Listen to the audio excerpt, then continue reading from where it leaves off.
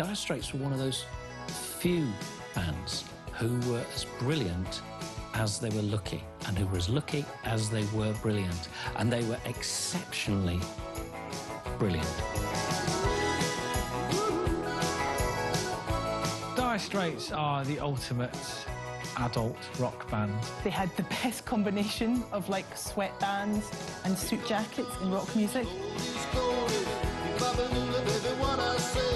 The story of Dire Straits began in London after brothers Mark and David Knopfler moved down from Leeds to pursue a music career. Prior to this, the brothers had both played in various bands, whilst Mark had a short career in journalism and lecturing at universities. Mark Knopfler had actually, you know, he'd gone to university and he'd got a degree and he'd had a job as a journalist at the Yorkshire Evening Post. He married his childhood sweetheart as well and got divorced quite young. So by the time that Dire Straits had started, he was, you know, he was an adult. Because Mark Knopfler is so well schooled in the English language, his lyrics have a sense of place, and that place is invariably Britain, be it at the Wild West End of London or the waterfront of Newcastle. But he was also influenced heavily by an American blues strand, particularly people such as Lonnie Johnson, who had that kind of rumbling reflection that some American blues does have. And that was his vision, to merge the sense of English place with a vague American blues sound. And you had something which actually hadn't happened before. The kind of blues artists that I associate more with Dire Straits are actually the British blues musicians of the 60s, and people like Clapton and John Mayall. I would say the big influence would have been J.J. Cale, you know, the American singer, because he brought in this very laid-back, very, everything's very restrained, almost a whisper. My feeling is that would be the big influence on Mark Knopfler's singing style. Once in London, the brothers met bassist John Ilsley and drummer Pick Withers. Under the new name of Dire Straits, which reflected their mutual financial situation at the time, they recorded a 5-track demo which included future hits Sultans of Swing. Sound of the river, you stop and you hold everything.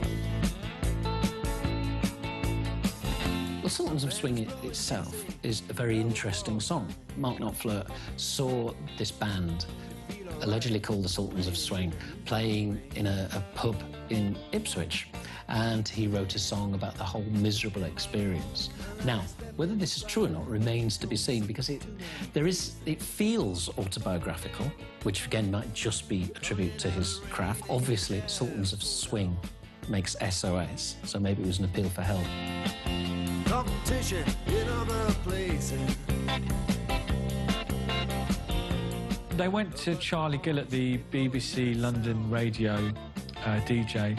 I think they just wanted to, as you do when you're in a band, just wanted to give them a tape and go, oh, if you've got any feedback or whatever, then let us know.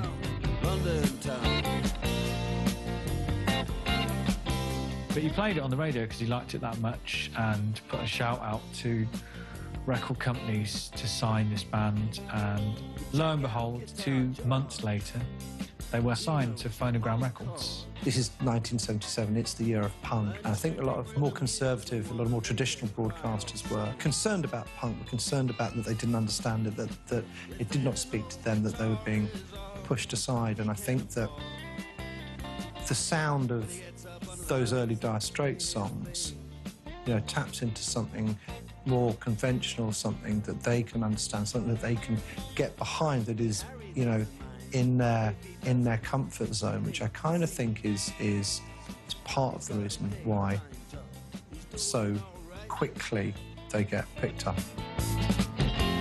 He can play the honky-tonk like anything. After being signed to a UK label, the band were heard by Warner's, who would soon distribute their album in the US. The self-titled debut found success in America after Sultans of Swing reached #4 on the Billboard charts. I think it worked in the US particularly because they had quite a US-friendly sound. At the time, obviously, there was punk going on in Britain. Maybe people kind of were like, what is this bluesy kind of sound? What is this rootsy sound? And maybe didn't get it. Eventually, it became successful. They kind of enticed people into their world. But, I mean, for the US, it just went straight away. It was made for the US, really, those hits.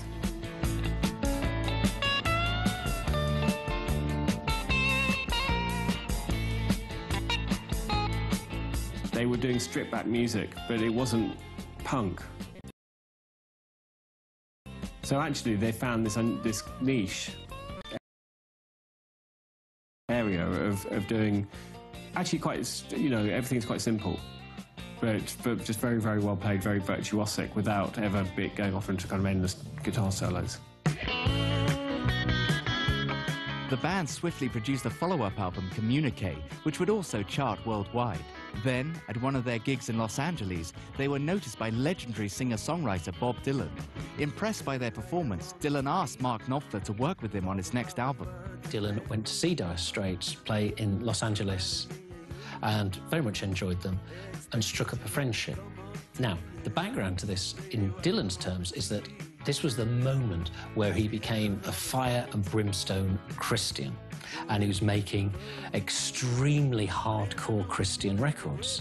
Now, Knopfler had never been a Christian himself, but his guitar playing could add a sense of warmth to Dylan's lyrical harshness. It was almost like sprinkling a little sugar to help sweeten the pill of this fundamental Christianity that Dylan was embracing at the time. Mark would go on to produce one of Dylan's albums, so it was an interesting relationship, especially seeing as Mark's lyrics were often compared to Dylan.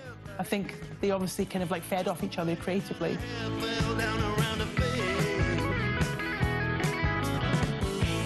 Because Knopfler was very technical, then they could produce such as Dylan's Infidels, which is where the relationship stagnated, shall we say, because Knopfler disowned the final result, which Dylan had got his hands on and changed a little bit. However, time, as we all know, is a great healer, and by 2011 and 2012, they were touring together again.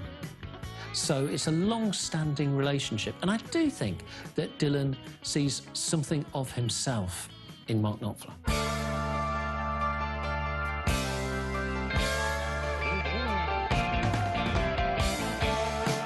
During the recording of Dire Straits' third album, Making Movies, David Knopfler suddenly left the band, bringing a permanent end to the brothers' partnership within the group. Success doesn't keep people together. What keeps people together, actually, in the early days is failure, us against the world, and, you know, knowing you're good. So obviously they knew they were good because they clearly played all the time and practiced all the time in the early days when they're playing all the pubs in South and North London. And, you know, you had these two brothers who probably were sort of bound together by their attempt to make it and the world's indifference. Then they become, very, very quickly, one of the biggest bands in the world, synonymous with mainstream blues rock. And Mark Knopfler just comes to the fore. David, at that point, was just kind of getting the impression, probably the correct impression, that it was the Mark Knopfler show, and was feeling a bit of a sideman and wanting to do his own thing and have input into the records he was making. I mean, the official reason is musical differences, but then the official reason is always musical differences. Either you're kind of in for this and you're prepared to work for this, or you're not. And I think that David Knopfler, it's not a nice thing to say, but I don't think he could quite handle the pace. And maybe he wasn't quite as ambitious as Mark. Then once David Knopfler had left Dire Straits, then Mark Knopfler's ambition and vision came to the fore. He was much more unfettered. He was someone who would now chop and change his collaborators at will, apart from the bassist John Isley, who was there for the duration. And it was his band now. As the 80s began, the band made use of the rise of music television to promote Making Movies and their subsequent output. A love-struck Romeo, sing the streets of serenade. One of the problems with Dire Straits breaking America was that MTV was taking off at the same time. Now, with the best will in the world, there are more handsome pop stars than Mark Knopfler. Romeo and Juliet, we had a very, very handsome man miming some of these quite intensely emotional lyrics. Now, not for a moment did anyone pretend that this very, very handsome man was Mark Knopfler.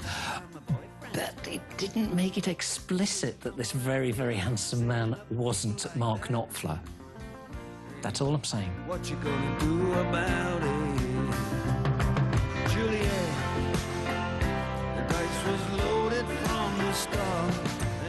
band embracing MTV so early on was a genius move, really. It showed kind of how smart they were and how on the ball they were. MTV came out in '81.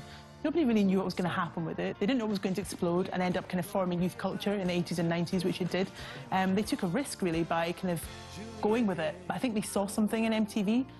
They saw an opportunity, and I think it shows how smart they were. They got on board with it. They started making these really interesting videos, and as a result, sold loads of records. It was really smart.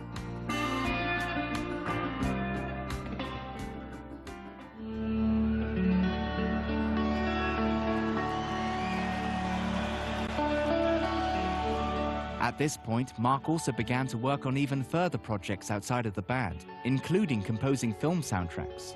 Because he's a qualified journalist, that means he can write to deadlines, and that means that he can write to order, if required. Writing soundtracks is about writing to deadlines and writing to order. Therefore, he turned out to be very, very good at it.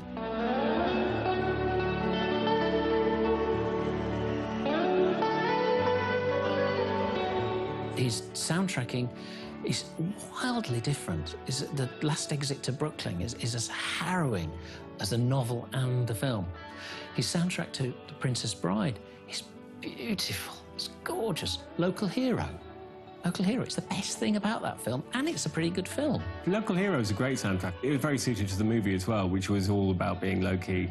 And it was one of those great British movies. It seemed like it was going to go under the radar, and then it became a hit, and it was a very sweet movie. There is something of the Dire Straits or the Mark Knopfler song in Local Hero, you know. It's the old guy on the beach. It's the Fulton Mackay character on the beach. You just won't sell the land, you know. There's a very, very strong dovetailing of sentiment, context, and music.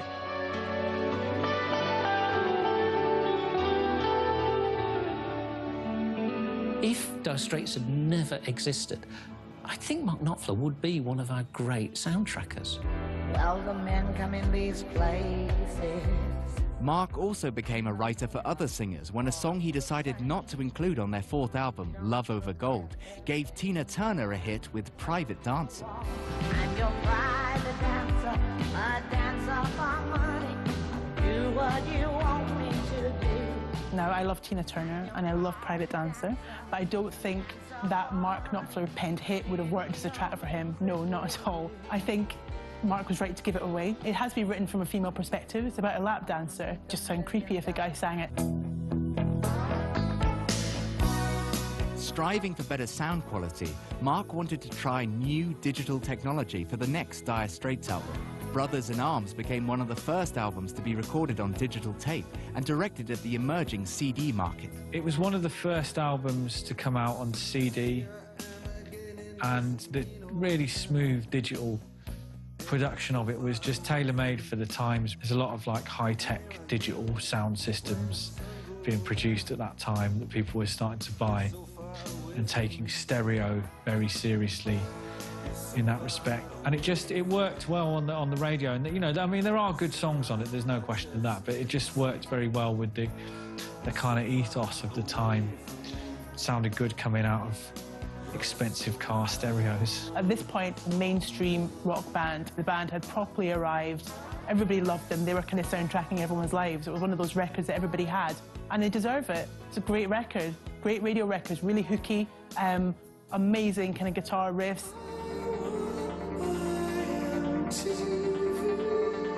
The second single from the album, Money for Nothing, would become one of their most successful singles. The video also became an MTV staple.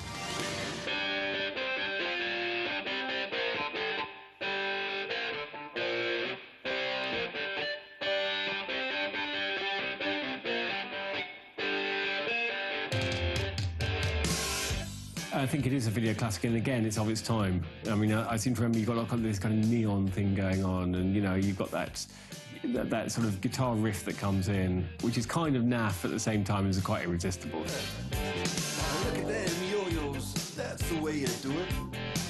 You play the guitar on the MTV. They knew that by getting their video played and by referencing MTV in the song, which was a smart move, it would sell loads of records, and it did. I think that video is great. It's quite weird. The song references a microwave oven, again, quite odd, but it kind of works. It's brilliant. I think pop's at its greatest when it's a bit weird. We got to install microwave ovens And it was a clever song, really, because on one level it was, you know, it was just saying, this is ridiculous, you know, it is money for nothing.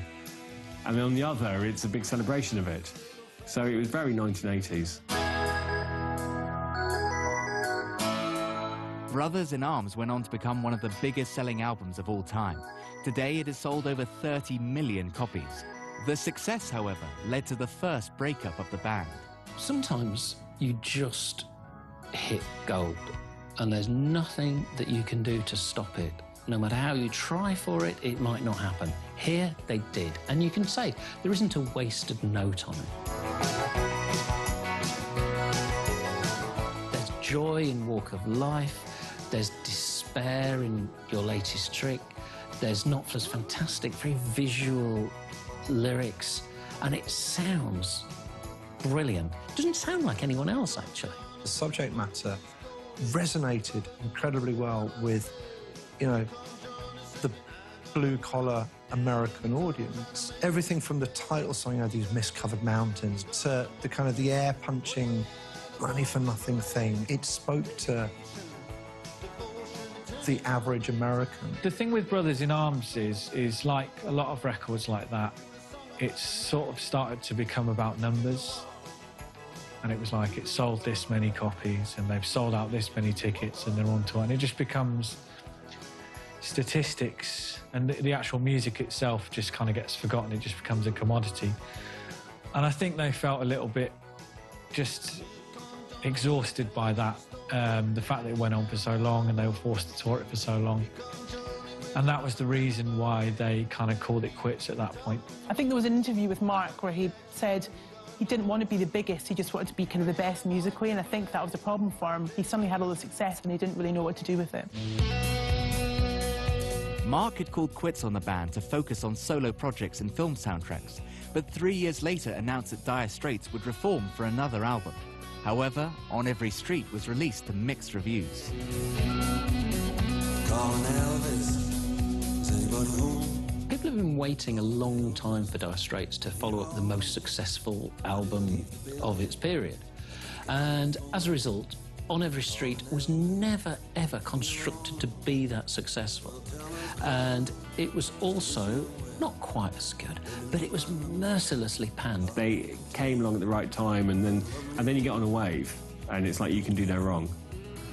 And then that, of course, that wave crashes, and you sort of pick up where you left off at some point. Is anybody home? Calling Elvis. The period that Dire Straits fitted into, whether it was, you know, by volition or, you know, by happy accident or whatever, that was over. On Every Street came out in 1991. They were so out of vogue by that time. The 80s sound that they'd kind of popularised, the kind of adult-orientated rock, or AOR as it became known, was not very favourably looked upon by that stage. And people were looking for something a little bit heavier and a bit rawer. And so, yeah, it wasn't a very well-received album. A long distance, baby, too far from home. Don't you think maybe you could put him on? If it hadn't followed up the album that it was following up, it would have been lauded not necessarily as a classic, but as a really good album of its type. Mark Knopfler was never one to be rushed after the first initial rush of Dire Straits' creativity. He took his time. He was waiting for the storm of superstardom to abate before reconvening Dire Straits. And he made an album just as good as their other albums.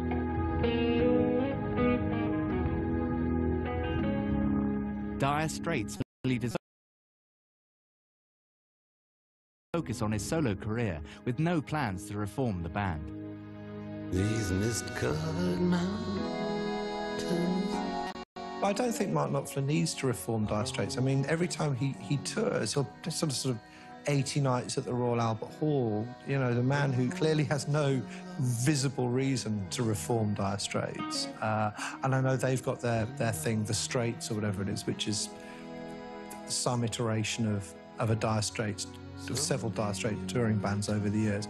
But I think, you know, it is Mark Knopfler's band, and at this point, he doesn't need to. I don't think he wants to. You know, he seems to enjoy doing his more kind of folky project. The kind of the sound of the last couple of albums has been more intimate in scale, and I think that's where he feels his creative juices are at. They did 6 albums.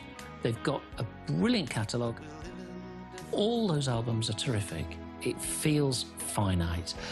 And Mark Knopfler has been making albums ever since, so it's not as if the voice has been silenced.